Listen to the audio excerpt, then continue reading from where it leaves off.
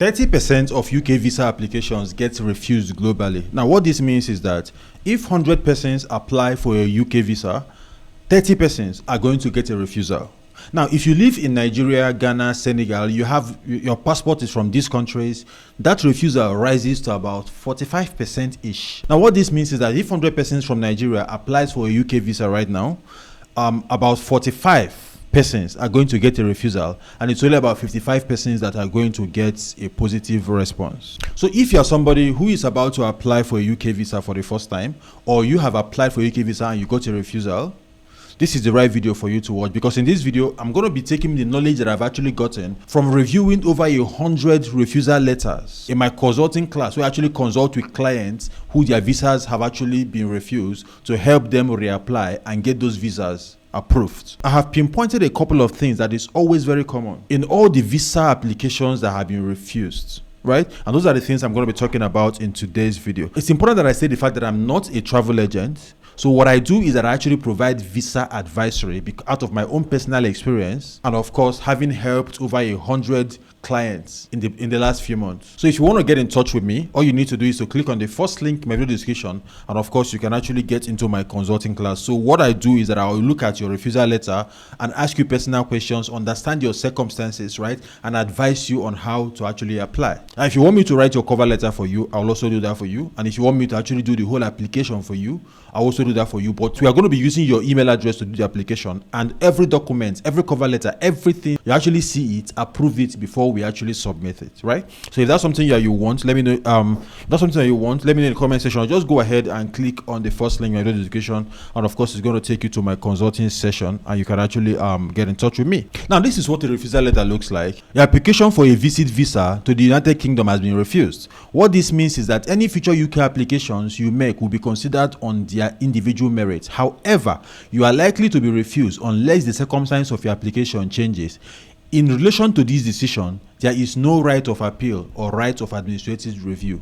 The reasons for this decision are set out in the next page. Now, one thing about the UK visa process is that whenever you refuse your visa, whenever they refuse your visa, they are going to provide you the exact reason why your visa was refused. Now, like I said earlier, I'm going to be talking about the common factors, right? The constant factors in all of these visa applications. Number one on that list is something called tie to your home country. Now, so if you have weak tie to your home country, your visa is definitely going to be refused. So let's talk about what tie to your home country is, what weak tie to your home country is, and what strong tie to your own country is, right? So you actually want to have a strong tie to your home country every time you actually applying for a visa. Now, a tie is something that is actually serious enough to bring you back to your home country, right? So if you live in Nigeria, for instance, and you have a job that pays you 100,000 or 200,000 naira every month. 200,000 naira every month is about 100 pounds. So it's not a lot of money, right? You don't have a business that's actually doing well. You don't have a good job. You're not in school. You don't have people that are actually depending on you. You don't have property. There's nothing. You can disappear at any point in time. There's nothing to hold you back. There's nothing to bring you back. So that is a weak tie to your home country, because you don't have anything to live for, right? So you can get to the UK right now and decide to disappear and decide to commit crime because there's nothing to lose for you. So how do we fix this? You need to provide strong ties to your home country. Now, my first UK visa application was actually refused, right? And one of the reasons that they gave is that they're not sure that I was going to come back. They don't trust that I'm going to come back to Nigeria. So what are examples of ties? Like I said earlier, a tie means that you have a good job, right? Let's say you have a job that's paying you about 2 million naira every month. You're a big boy in Nigeria, in quotes, right? So you have properties, landed properties, that's paying you rent, or you own the house you live or something, or you just renewed your rent, and all of those things. These are strong ties. Now let me give you guys another example. So I had this student who applied for a UK visa, and her visa was refused, right? So she got in contact with me from this particular channel, and we had a conversation. When I was talking to her, right, I understood the fact that she was a student in a private uni here in Nigeria. She was a first class student that's going to graduate top of her class and all of those things. So, and one of the reasons that they gave is that they're not sure that she's going to come back. There's no strong tie to her home country. So when I saw that she's a student of Babcock University in her final year and she was a first class student, I told her to get me her transcript, her official transcript from her school. So we didn't even have to get a letter from the school. We just put the transcript right there. And in the cover letter, we referenced the transcript and mentioned the fact that her year one, she had a first class CGPA, her year two, first class GPA, year three, the same thing. Her final year, fourth year, she's also getting there. She's traveling to the UK for 3 months or 2 months for a program, and she's going to come back to finish her study, where she's going to graduate top of her class. That's a very strong tie, right? The argument I made in that cover letter is that it would be stupid of her to travel to the UK and become an illegal immigrant, where the clear alternative is to come back and finish top of her class. Of course, that visa got approved, right? That is a very strong tie. So most times when I talk to people in my consulting class, I'm trying to see a very good tie. Now, I had the class today, and this lady, when I was talking to her, on my notepad right here, this is her name here, I wrote job. She has a very good job that she makes millions from it every single month, right? So she has a good business. She has a job. She also has a business. She has dependents, that live with her. Her rent was like a lot of money, in quotes. You get? So we had to get a tenancy agreement, her rent receipts, all of those things to actually, of course, her business also, to actually prove that she has a very strong tie in Nigeria. So somebody like that will not come to the UK and decide to not come back, where the clear alternative is this business that she actually does right here in Nigeria, right? So that's a very good tie. So you need to actually prove that you are not planning to run away. That if you go to the UK and decide to run away, there's something for you to lose back home. That is basically what tie is. So you need to actually convince visa officer that you actually have a tie. Another thing that is very common when it comes to visa refusals, UK visa refusals particularly, is something that they call personal and economic circumstances. As a matter of fact, almost 90% of every UK visa refusal letter I've actually looked at has that thing on it. Let me read out this one for you. It says, I have considered the information you have provided about your personal and economic circumstances.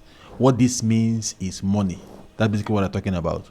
So I've mentioned this before, that too much money or too little money is not good, right? So how much money do you need to have in your account? I'm going to be coming to that in a jiffy, right? Now listen to this refusal letter. It says, I note that you are currently employed with your own personal income. However, your current income is insufficient to fund your visit. This is another refusal letter. Now I mentioned tie before now. Now look at this. It says, I note that you have not demonstrated that you have strong ties to your country of residence, and that if granted a visa to the UK, you will comply with all the conditions attached to this visa. Things like not working in the UK, not overstaying your visa, stuff like that. You might go ahead and begin to do that because you don't have any strong ties back home, right? So that's tie. Let's come back to this financial circumstance I'm talking about. So he says right here, this is another refusal letter. I must consider your personal and economic circumstances in Nigeria when coming to my decision. Right? So that personal and economic circumstances is basically money, right? Money. Now, this is another refusal letter. It says, while I acknowledge that your sponsor proposes to bear the cost of your visit, however, I must take into account your personal and economic circumstances in your home country, including your intentions to visit the UK. So looking at all these refusal letters, you see that there is something common: personal and economic circumstances. What does this mean? There are three basic things, right? You have a statement account that is showing insufficient balance for your trip, or shows that you don't make enough money to actually fund your trip. Let's say, for instance, your trip is going to cost you maybe like $2,000, right? £2,000, right? And your earnings a year is like £2,000. You're earning £2,000 for a year. It doesn't make sense.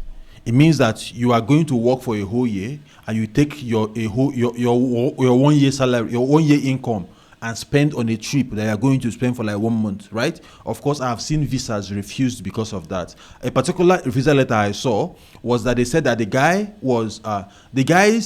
said he was going to be spending £5,000 in the UK, and £5,000 was like his salary for like 11 months in Nigeria. So he didn't make. The argument they made on the refusal letter was that how can you go to the UK and spend your 11-month salary, in just 1 month? That it didn't make sense. So you must provide a statement that has You must provide a statement that has sufficient balance to actually fund your trip, and of course still take care of you. They care about you, right? They care about you. They're actually taking your welfare into consideration, as a matter of fact. So that is why they will ask you questions like, how much do you earn in a year? How much do you spend monthly? So they do the mathematics. You earn this, you earn 100,000, you earn 1 million a year, right? You earn 1 million a month, you spend 200k, right? So you have a balance of 800k. They want to see that balance in your account. So these things are actually very tricky, but you need to actually approach it with great caution, right? Especially when it's the first time you're actually applying and you do not have travel history at that particular point in time, So you need to be able to clear every doubt. You preempt their doubt and clear those doubts in your application. That's exactly what you're trying to do. Another thing that I've actually seen when it comes to these financial circumstances, is something that, you are using somebody else's funds. Somebody is sponsoring you, and there's no relationship between you and that person, right? If the person is your sister, you must provide proof that she is your sister. As a matter of fact, I sponsored my sister to the UK once, right? I used my bank statement and my information. So I had to present bank birth certificate showing that we have the same parents. I have actually provided her picture when she was a baby, right? That I took with my mom, herself, and my mom, herself, and myself. Three of us in a picture. She was a baby. I put that picture in the application. I also put, of course, pictures of us all grown up. Me, my mom, and my other siblings, and put it there in the application. So these things you can't just make it up. At a picture from my elder brother's wedding, I also put it there, showing her clearly that she's my sister. So I had to prove that there's a relationship between me and her. So it's not a random person. As a matter of fact, she was in school at that time, so I was the person paying her school and taking care of her. So there was a lot of transfers from my account to her own. So these things were proof that I had a relationship with her prior to that particular UK visa application that I was sponsoring her for. And of course, she got that visa approved, right? With my own sponsorship, right? So if you say that your boyfriend is sponsoring you and your boyfriend is sending you 10 million naira into your account for that particular trip, and there is no evidence that this person is your boyfriend, you can put WhatsApp chats, you can put email, pictures of trips, and it is not something that you arrange because you want to apply for a visa. I actually prefer things that happened like 5 years ago, 2 years ago, 6 months ago, 1 year ago as proof to these things, so that it goes to actually communicate to the visa officer that it is not because I want to apply for visa. I called this man, I said, let's go and take pictures where we are hugging. Let's go. As a matter of fact, I read a story about somebody that was applying for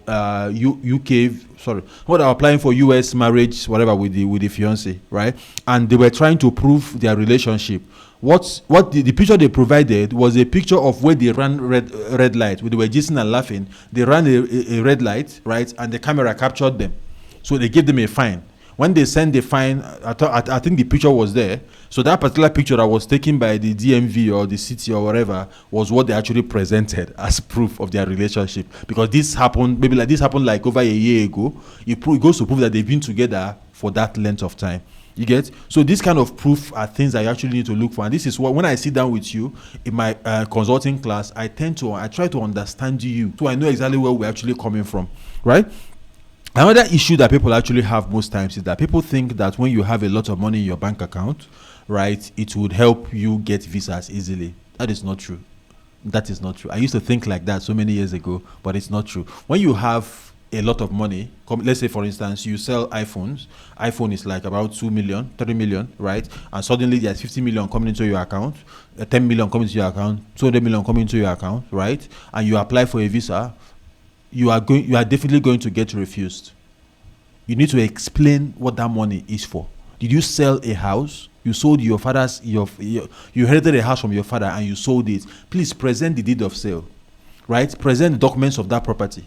Present the receipt of that property and all of those things that you actually did. That is where this money came from. They want to know. They need to know the origin of that fund, right? They need to know the origin. Where is that money coming from? So you need to explain all of those things. So too much money in your account will actually harm you in the long term. Now, another mistake I see a lot of persons make, another money mistake I see a lot of persons make when applying for visas. Let's say you are filling the UK visa application form and they ask you how much do you make in a year, and you say that you make 50 million naira every year. Right? Now you present your 6 months bank statement, and your 6 months bank statement has 200 million naira credit. Now, it means that you make 50 million naira a year, but in the last 6 months, you have done over 200 million. How? You see that how? They need an explanation, right? If somebody gave you money to keep for them, they need to know that your brother sent you money to keep for him or to do a project for him in the village or something, that this money is not your money. You need to explain with proof where that fund actually came from. As a matter of fact, this is the mistake a lot of persons make. I've seen refusal letters where they will tell you that you indicated in your form that your annual income is 200 million. You submitted a bank statement of the last 6 months, and your credit in that 6 months is 1 billion. How? So in the last 6 months, you have gotten more money than what you make in a whole year. How does it make sense?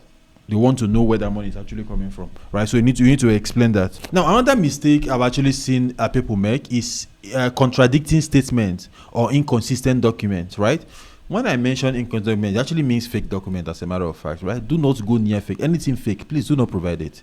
Fake marriage certificate, fake whatever. Don't try it, right? Because it is going to harm you, and it's not just now. It is going to harm you into the future. So do not do that, as a matter of fact, right? So, and when you actually making, okay, let's say for instance, I've seen somebody said that he's going to stay he's going to the UK and he's going to be spending 14 days, 2 weeks, right? And his accommodation, he booked accommodation for 2 days, without any explanation.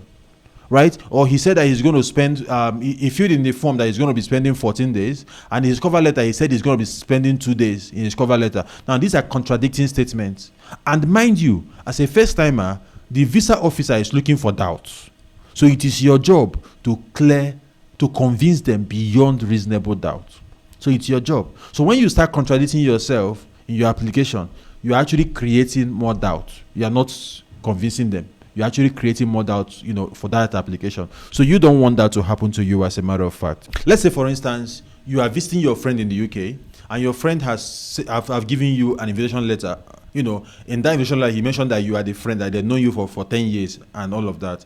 And when you are now writing your cover letter, you say you are visiting your friend, and you know your friend for 2 years. 10 years, 2 years. Contradiction. So let's say you are visiting your friend, and you come and say you are visiting your sister. Contradiction. So you want to avoid all of those things, which is why you probably need a second eye, like myself, to actually take a look at it for you. Another thing that would affect you in your visa application is previous visa violations anywhere in the world. Let's say, for instance, you have a 7 days visa to visit France, and you go to France and you spend 14 days, right? The day you enter and the day you left is going to be stamped on your passport, so it's there. So they are going to see it on your passport, and it's going to be a problem for you as an individual. You don't want that to happen to you. So if you are traveling and you have a visa to stay for 6 months, please stay for five months and 30 days, or 5 months and come back.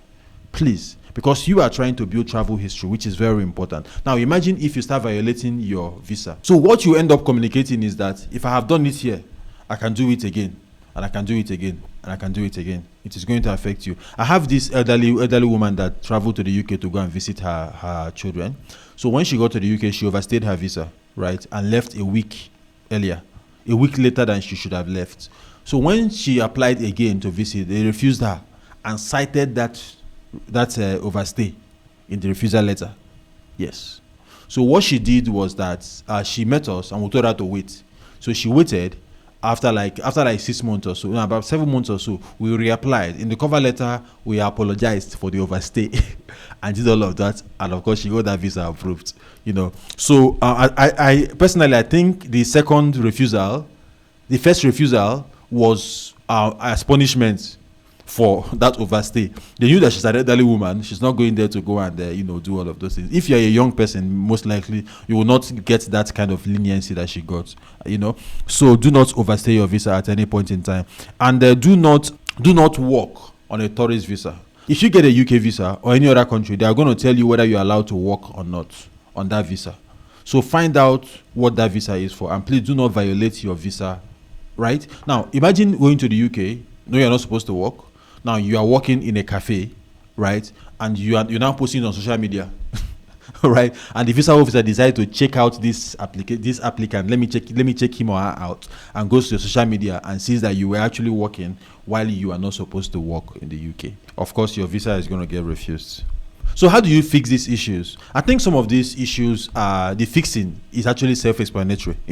So for ties, for instance, you have to show deed of property, family dependent, people that actually depend on you as a family, maybe your children, your wife, your husband, your marriage certificate. If you're traveling alone, your husband is here, you're going to come back to take care of him and all of those things, right? A strong job tie. I'm a doctor in Lagos with University of so and so. Provide your employment letter. What you do in your hospital. You head this department. You are a lecturer. You are this. You are that. You are a student with this and all of those things. So you need to actually provide proof of all of these things. Very important. Right? For finances, I've actually explained this. If you have large deposits in your account, attach a sale of deed. If you sold a car, a property, or whatever it is, how that money came to be. Provide proof and explain how that money came to be inside your account. Where did this money come from? Is it yours? How did you get it? Somebody gave you? Just explain that. It's very important. Now, one of the issues that I've seen a lot of persons do is that once you get a refusal, you apply immediately without finding out what happened, right? It is going to affect you. Once you get the refusal letter, the first thing you must do is to look at that refusal letter and find out exactly why your visa application was refused in the first place. So once you actually pinpoint exactly why it was refused, it becomes easy for you to ask yourself, can I fix this? That is what we do in our consulting class. So if you actually consult me and you have actually been refused visa before, the first thing I will ask for is your refusal letter, especially for the UK. So we look at it line by line and analyze it with you, so that we actually give you a step forward, a way that you can actually apply for a visa and it will not be refused again. So we need to address all of those issues that was raised, right? If you reapply without fixing those issues, of course you will get the exact same results again, right? Somebody said that stupidity is doing the same thing over and over and over again and expecting a different result. If you do the same thing over again, you're going to be getting the exact same result. So what you need to do is to sit down, analyze the refusal letter, and you know exactly how to actually fix it. So these are the common denominators when it comes to UK visa refusal. So if you have been refused a UK visa or you are planning to apply for a UK visa for the first time, what you need to do is to click on the first link in the video description and book a consulting session with me, right? I'll be the second eye. And a couple of things I can do for you, right? I will sit down with you and ask you questions to understand your circumstances, especially your personal and economic circumstances, the way they write it on their refusal letter, right? I need to understand those things so I can advise you adequately on what to do. I will also advise you on the documents you need to provide. Sometimes the more documents you bring, the more explanations you're actually going to bring at the end of the day. So you need to actually pay attention to some of those things. Another service that I do offer as well is to help you write a winning cover letter. But you can actually write it yourself, and I've actually explained how to do that in this video showing up right here, right now. So if you have been refused a UK visa before, any visa at all, just leave the reason that was given for that refusal in the comment section, and I will respond with a fix to that particular issue.